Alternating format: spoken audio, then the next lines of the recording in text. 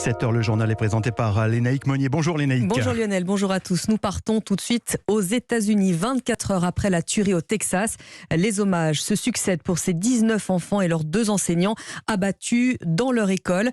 Sur place, la visite de Joe Biden est attendue. Le temps est à l'émotion et au recueillement. Reportage de la correspondante d'Europe 1 aux États-Unis, Aviva Fried. Un violon qui résonne, des larmes qui coulent. Uvalde se recueille et pleure ses morts. Dans la salle qui accueille d'habitude les rodéos, des milliers de personnes sont venues communier, prier ensemble. Nous prions pour notre communauté, pour nos enfants qui ont été affectés et toutes les familles de cette communauté. Colin Jeziorski serre très fort contre elle son fils Eli qui n'a que 4 ans.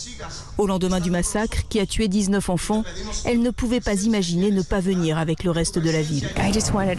En arrivant ici, j'avais juste envie de pleurer. Je crois que toute la ville est ici. C'est beau de voir les gens qui se soutiennent, mais c'est dur, vraiment dur. Toute la ville d'Uvalde est en deuil. Le massacre laissera sans doute une trace indélébile sur la petite ville. À Uvalde, Aviva Fried, Europe 1. Et la question du droit à posséder des armes se pose déjà. Très difficile de trouver un consensus politique. Et puis, autre élément, est-ce que les Américains sont prêts à se passer de leurs armes? L'éclairage d'Aviva Fried dans le journal de 8h. Retour en France. Si vous nous écoutez en voiture, voilà qui va sans doute vous intéresser. Vous allez peut-être garder vos points de permis plus longtemps. Oui, Gérald Darmanin veut assouplir les sanctions pour les petits excès de vitesse, ceux des moins de 5 km au-dessus de la limite autorisée. Autrement dit, les infractions les plus agaçantes, c'est souvent quand on est flashé qu'on s'aperçoit qu'il fallait lever le pied. Mauvaise idée, nous dit Anne Lavaux, déléguée générale de l'association de prévention routière. Ça envoie un message de laxisme de manière générale, c'est-à-dire que les gens vont considérer qu'ils vont pouvoir rouler plus vite. Les vitesses maximales autorisées, c'est quelque part une sorte de béquille mentale qui vous permet de vous dire, eh bien, si on me dit qu'à cet endroit-là, il faut conduire à 60 km/h, par exemple, ça veut dire que j'arrive dans une zone où l'environnement nécessite que j'abaisse ma vitesse. Outrepasser ces vitesses, c'est prendre le risque de ne pas avoir une conduite adaptée à l'environnement. Les réactions contrastées, on le disait, c'est une crainte que ne partage pas Yves Cara, qui lui est porte-parole de l'association Automobile Club. Je pense pas que ça change le comportement des Français. J'ai pas l'impression que les Français sont des fous au volant, quoi. Et ceux qui sont dangereux, c'est parce qu'ils ont bu, c'est parce qu'ils n'ont pas la bonne vitesse et le bon comportement adapté aux circonstances. Mais dans l'ensemble, je nous trouve tout à fait raisonnable. Et je ne pense pas que ces 5 km/h vont créer un sentiment d'impunité qui va faire que tout à coup, on pourra rouler à toutes les vitesses qu'on veut. Parce que je rappelle quand même qu'on paiera quand même l'amende. Hein. Et oui, il ne faut pas oublier, propos recueillis par Guillaume Dominguez pour Europe 1. En tout cas, aujourd'hui, vous ne risquez pas de faire des excès de vitesse sur la route. Oui, on s'attend à de gros bouchons en ce pont de l'Ascension. La journée est classée rouge dans le sens des départs. On se croirait au mois d'août. Ce sera pire, noir dimanche dans le sens des retours. En attendant, profitez bien de ce long week-end. C'est l'un des seuls ponts de l'année. Camping, hôtel, location, Maud Descamps, ça va faire le plein. En effet, avec des 1er 8 mai qui sont tombés un dimanche, le week-end de l'Ascension était très attendu. Destination le bord de mer, essentiellement pour ce pont de 4 jours, et des réservations au-dessus des niveaux de 2019, comme l'observe Xavier Rousselot, porte-parole de la plateforme Abritel. Les réservations sont même supérieures à celles qu'elles étaient en 2019, puisqu'elles sont en augmentation là de près de 20%. Même observation chez Gîtes de France avec une année record pour ce week-end de l'Ascension. Un taux de réservation de 88%, c'est 4 points de plus que l'an dernier, 7 points de plus qu'en 2019. Et un panier moyen autour de 300 à 500 € pour 4 nuits.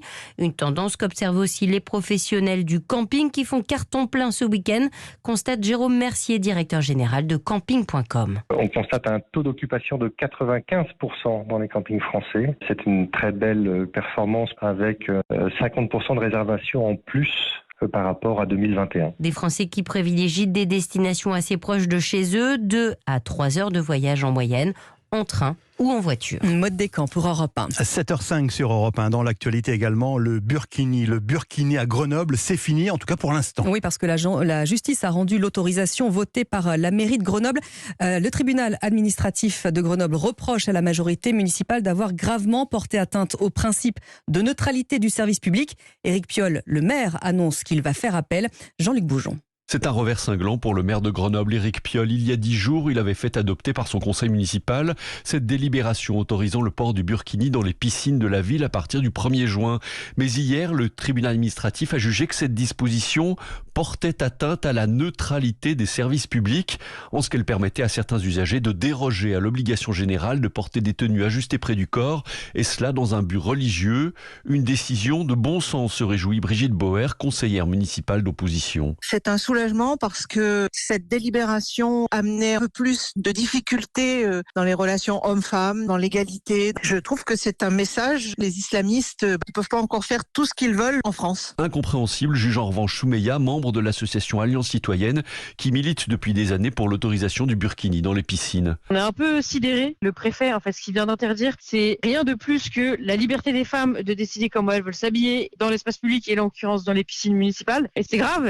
Et on ne laissera pas se passer comme ça. Le maire de Grenoble qui a immédiatement annoncé son intention de faire appel devant le Conseil d'État, qui tranchera en dernier ressort. Grenoble, Jean-Luc Boujon, Europe 1. Les sports, après la victoire de Diane Paris hier, on va suivre Alexis Cornet sur les cours de Roland-Garros. Alizé Cornet qui veut battre le record féminin. Vous avez dit Alexis, c'est pas très grave. On la rebaptise. Alizé, elle va essayer de battre le record féminin de participation d'affilée à des tournois du Grand Chelem, écrire l'histoire en quelque sorte. Et ça tombe bien, la joueuse est également romancière. Axel May.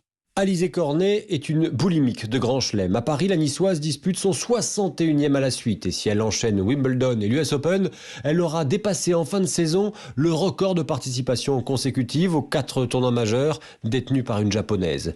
Mais son jardin secret, c'est l'écriture. Après un premier livre racontant son quotidien de tenniswoman, la récente quart de finaliste de l'Open d'Australie vient de publier un roman inspiré de son histoire familiale. C'est super bien reçu par le monde du tennis. En fait, ils sont plutôt admiratifs parce que ils savent à quel point la vie d'un joueur de tennis est chronophage, à quel point ça demande des sacrifices, de la rigueur, de la discipline. Et en fait, ils se demandent juste quand est-ce que j'ai eu le temps d'écrire ce livre. Et même moi, je sais pas trop comment j'ai fait. Donc c'est un peu un miracle, ce livre. Alizé Cornet confie avoir déjà terminé un 2e roman. Et l'ex-numéro 11 mondial le sait, elle aura bientôt davantage de temps. Sa carrière touche à sa fin. Elle pourrait arrêter dans 1 an à Roland-Garros, à la manière d'un Jo-Wilfried Tsonga. Axel May du service des sports qu'on va retrouver à 8h30 pour le journal de Roland-Garros, dont Europe 1 évidemment est radio officielle. Évidemment, et toutes mes excuses à Alizé Cornet, bien évidemment. Merci Lénaïque Monnier, à tout à l'heure. À suivre les